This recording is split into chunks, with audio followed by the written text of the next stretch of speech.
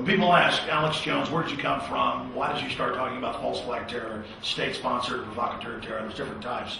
Really, it's history books. And I wasn't some bookworm growing up, but I found early on that, wait a minute, history books are much more interesting than science fiction or Louis L'Amour books, westerns. And so I had read in mainline history about the British and the French always staging terror attacks on each other, or massacres and blaming it on each other.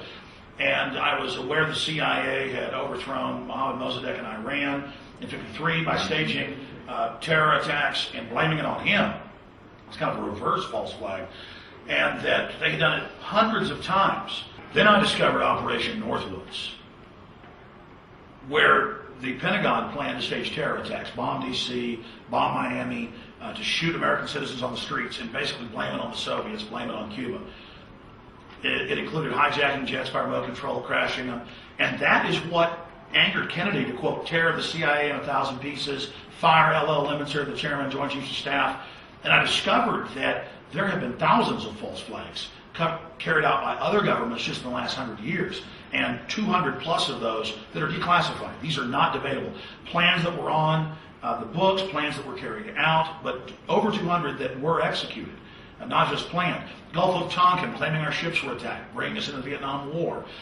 There's been just hundreds of these. So once I started finding out about this in the late 1990s, because I'd already studied it historically just out of interest, but then later found out more and more, I began warning people because I was seeing Rand Corporation documents and Pentagon documents saying, we're going to be hit by terrorists, and that's why we're militarizing the police secretly, that's why we're building FEMA camps, that's why we're setting up an expansion of continuity of government or the shadow government, and we're going to use terrorism to take the people's liberties and secure corporate dominion. And it was a very veiled threat. They were pretty much saying we're going to stage things, but they didn't go that far.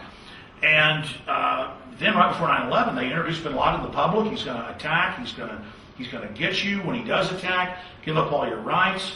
And I knew that he was a CIA asset. I knew that he'd been funded in '79, along with the Mujahideen, to actually attack the Russians. And then when the Russians came in, because they were being attacked in the south, it was declared a Russian invasion. I'm not defending the Russian, what they did. It was horrible. The point is, they were attacked first.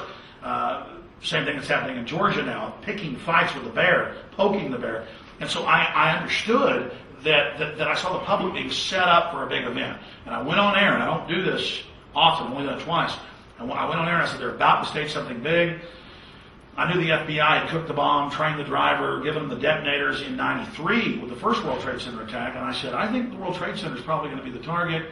And sure enough, it was. I did that 2 months before the attacks happened. The crimes are now so massive that that's part of their success in this corruption, is that it's so big.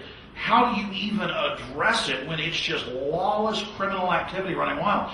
And that's why the Democrats are particularly cowed. I've talked to congressmen and women behind the scenes, a few have been on record, saying, look, they'll just declare martial law if we stand up or do something. And they're blackmailing us, and they're wiretapping us, and they just caught them in Cindy Sheehan's room here in Denver, during the DNC. She walked in, and people were, a man in a suit was there breaking into her phone, putting something in it. Once you go into corruption, once you just give into it, and once the elite throughout history decide they can get away with anything, they can't even control themselves. They always destroy themselves and many of the people in the government and the countries they live in. But I guess that's what the Bible says, the meek will inherit the earth, because all the power-hungry people will end up destroying themselves throughout history, because it's always more, more, more.